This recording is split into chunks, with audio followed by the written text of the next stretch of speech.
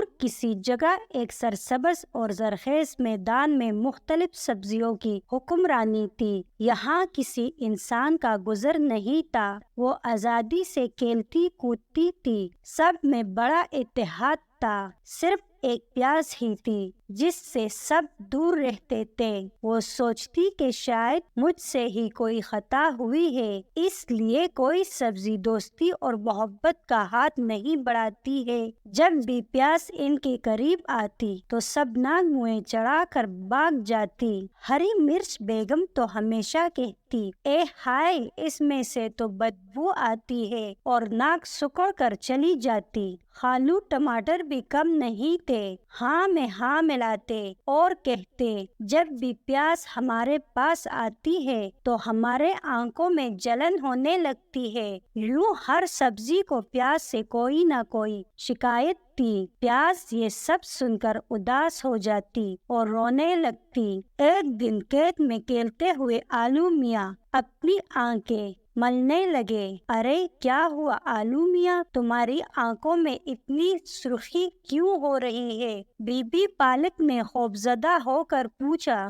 جب آلو میاں نے آئینے میں اپنی صورت دیکھی تو بے اختیار چیخ نکل گئی اور انہوں نے ادھر ادھر لڑکتے ہوئے کہا، ہائے یہ کیا ہوا میری گول مٹول آنکھوں کو، اور پھر تکلیف سے رونا شروع کر دیا۔ ارے یہ تو آنکھوں کی وبا لگتی ہے، بی بی پالک نے کہا۔ ایک دن شدید گرمی تھی، ہری مرچی بیگم چکراتی ہوئی آئی اور گر گئی۔ گرمی کی شدت سے لو لگ گئی۔ ابھی آلو میاں اور مرچ بیگم تکلیف سے ہائے ہائے کر ہی رہی تھی کہ بینڈی چلاتی ہوئی آئی۔ ارے بچاؤ، مجھے شہد کی مکھی نے کاٹ لیا، ارے ہے کوئی جو ہماری ان تکلیفوں کا علاج کرے؟ بینڈی نے زاروں قطار روتے ہوئے کہا تو سارے علاقے میں شور مچ گیا۔ ہر طرف سے ہائے ہائے کی آوازیں آنے لگی۔ آخر نانی گاجر نے گھبرا کر ڈاکٹر بینگن کو ساری سبزیوں کی بیماری تفصیل سے بتائی۔ ڈاکٹر بینگن نے سب حال غور سے سنا اور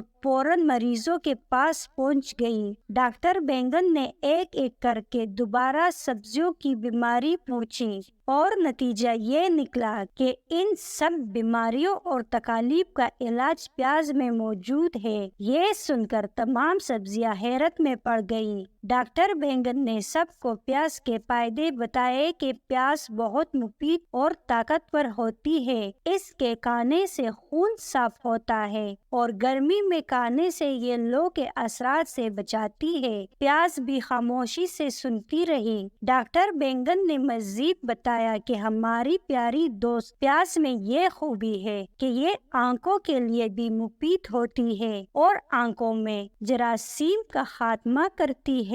اس کو گھس کر لگانے سے شہد کی مکھی کے ڈنک کا زخم بھی ٹھیک ہو جاتا ہے۔ ڈاکٹر بینگن نے یہ بھی بتایا کہ پیاز کی طاقت جان کر یونان کے بادشاہ سکندر عظیم جنگ سے پہلے اپنے سپاہیوں کو پیاز کھانے کو دیتا تھا۔